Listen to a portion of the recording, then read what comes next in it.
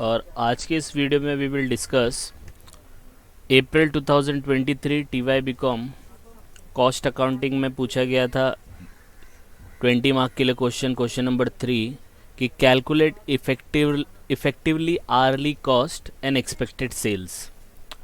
तो क्वेश्चन था 20 मार्क के लिए। कुछ लोगों को यही नहीं समझ में आया कि क्वेश्चन में करना क्या है, तो सबसे पहले यही मैं बताता हूँ कि सबसे पहले आपको क्या देखना है कि निकालना क्या है वो पहले देख लेते हैं। तो सबसे पहले मैं क्वेश्चन दिखता हूँ।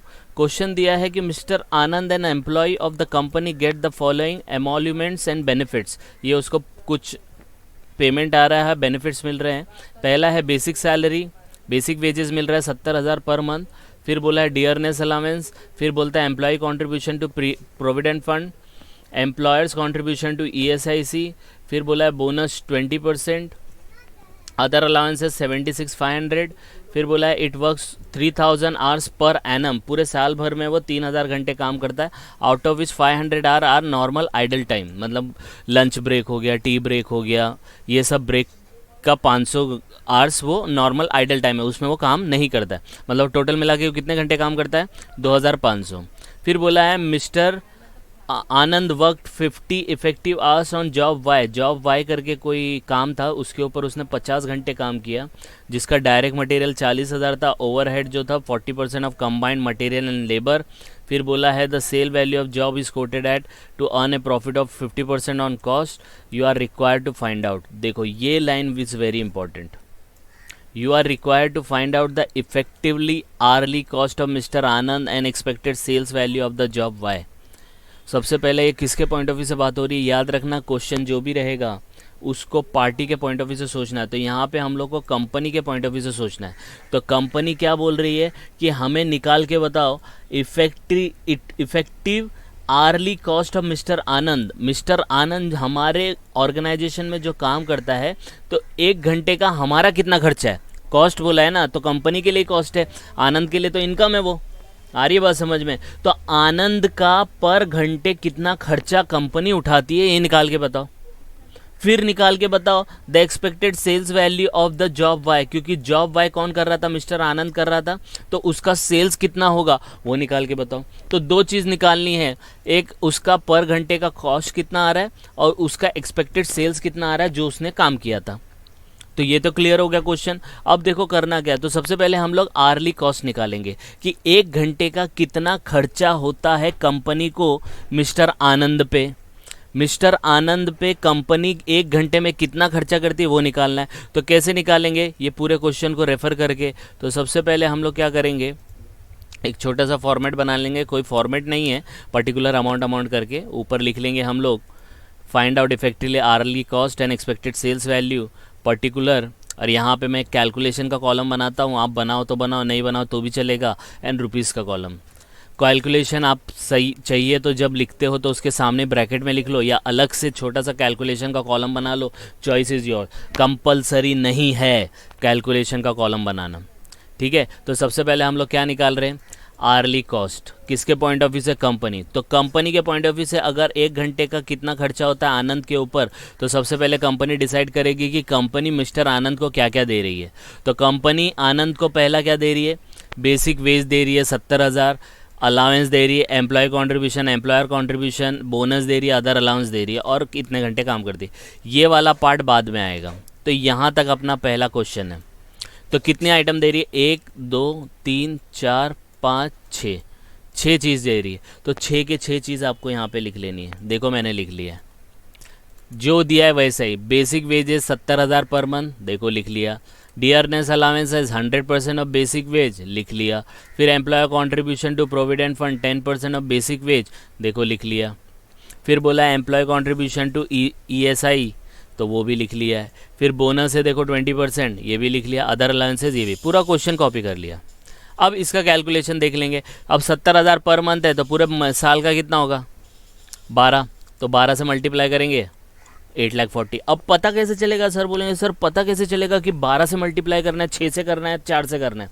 तो यहाँ पे देखो डेटा जो दिया है वो पर एनम के हिसाब से दिया है ना, तो पर एनम का निकालेंगे।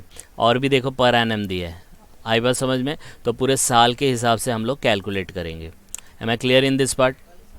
फिर देखो आया ये 8,40,000, दूसरा क्या दिया है, dearness allowances 100% of basic wage. तो बेसिक वेज कितना है 8,40,000 ना, तो 8,40,000 का कितना आएगा 100%, तो कितना आएगा 100%, वही आएगा।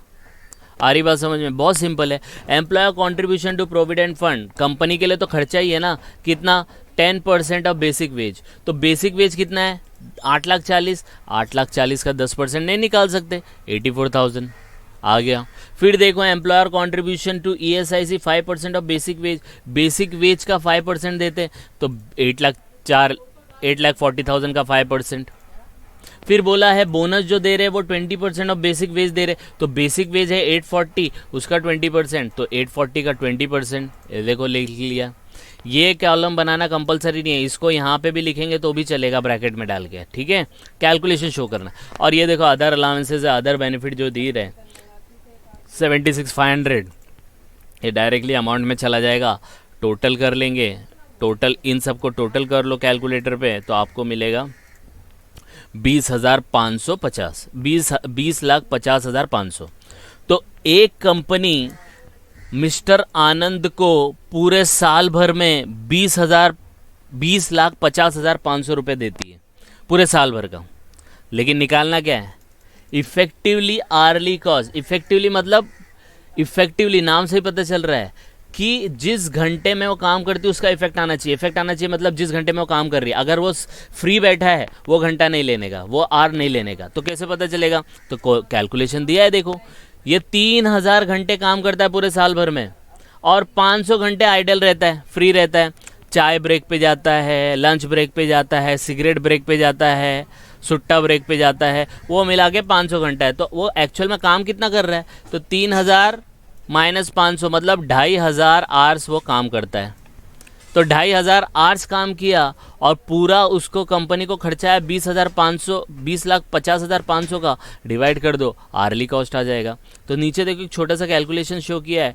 सबसे पहले हम लोग लिखेंगे वर्किंग आवर, वर्किंग आवर कितना था 30,000, आइडल टाइम कितना था 500, तो 500 लिख दिया, माइनस कर दिया, यह आपका इफेक्टिव वर्किंग आवर हो गया। मतलब एक्चुअल में वो 2,500 वर्क आवर्स काम किया है। और कितना खर्चा है उसका पूरे साल भर का, तो अभी निकाला 20,50,500, तो 20,50,500 को 2,500 से मल्टीप्लाई करेंगे तो आपको पर घंटे का रेट आ जाएगा 820 रुपया। मतलब उसको कंपनी वाला का जो खर्चा हो रहा है मेन जो वो काम करता है, तो 820 रुपये पर आर के बेसिस पे कंपनी को खर्चा आ रहा है। आ रही है बात समझ में, आर्ली कॉस्ट आ गया, ठीक है। तो ये पहला आपका आंसर आ गया है, 20 मार्क के लिए 10 मार्क आपको मिल गए। आ रही है बात समझ में, यस और नो, कोई डाउट है यहाँ तक, ठीक है।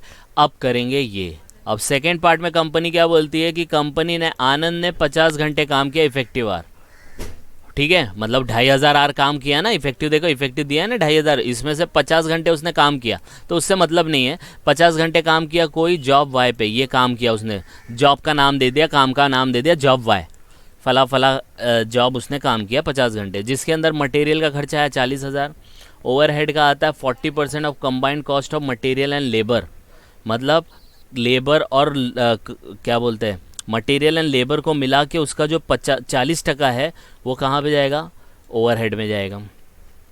आ रही बात समझ में। अब उसके बाद दिया है सेल वैल्यू जो है, जो भी खर्चा आएगा प्रॉफिट होगा 50% पे, आपको निकालना है एक्सपेक्टेड सेल्स वैल्यू। तो कुछ याद आता है, direct material, direct labour, direct overhead. तो हम लोग ने कॉस्ट शीट बनाना सीखा था, जिसका फॉर्मेट का एक्सप्लेनेशन, जिसका आपका क्वेश्चन, प्रैक्टिकल क्वेश्चन जो बोर्ड में आया वो भी मैंने सॉल्व किया है। आप वहाँ पे जाके इसके कॉन्सेप्ट को क्लियर कर सकते हैं। आ रही है बात समझ में, यस और नो, ठीक है। तो अब देखो इसको कैसे निकालना है। तो मैं क्या करूँगा, मैं यहाँ पे बनाऊँगा कॉस्ट शीट। देखो कॉस्ट शीट बनाने नहीं बोला है, लेकिन मैं आपको इसका लॉजिक बताऊँगा, क्योंकि उसने क्या बोला है, सेल्स वैल्यू निकालो। तो कॉस्ट शीट में सेल्स आता है, direct material, direct labour, direct overhead भी है, तो वो सब आपका प्राइम कॉस्ट बनेगा। तो शॉर्ट में भी बना सकते हो, लेकिन ट्राई करो कि पूरा, क्योंकि कॉस्ट शीट भी आएगा तो आपका फॉर्मेट का भी रिवीजन हो जाएगा, ठीक है। तो मैंने यहाँ पे बनाया, उसको शॉर्टकट में भी बताऊंगा, पहले लॉन्ग कट बता देता हूँ। तो कॉस्ट शीट का फॉर्मेट है, कॉस्ट शीट का फॉर्मेट देखो मैंने यहाँ पे लिख दिया है, आपको पता होना चाहिए कॉस्ट शीट का फॉर्मेट, ये रहा पूरा फॉर्मेट। ठीक है। अब कॉस्ट शीट का फॉर्मेट अगर आपने बना लिया है और आपने समझ लिया है तो फिर हमको कैलकुलेशन करने में कोई भी प्रॉब्लम नहीं आएगी। देखो ये कॉस्ट शीट का पूरा फॉर्मेट हम लोग ने बना लिया, ठीक है। अब हम लोग ने क्या बोला है, ये सेल वैल्यू निकालना है। तो सबसे पहले इसमें डायरेक्ट मटेरियल कितना है, 40,000 है ना रुपीज़ में। तो देखो डायरेक्ट मटेरियल में मैंने यहाँ पे लिख दिया 40,000, दिखता है, थोड़ा बड़ा कर देता हूँ तो आपको विजिबल होगा। ये देखो मिल गया 40,000। फिर क्या बोला है, overhead are 40% of combined cost of material and labour. तो मटेरियल तो मिल गया, अब ये लेबर कहाँ से आएगा, लेबर का कोई डिटेल नहीं दिया है। यस दिया है, लेबर कितना है, 50 घंटे काम करता है और 1 घंटे का रेट अभी निकाला था ना, कितना निकाला था, 820।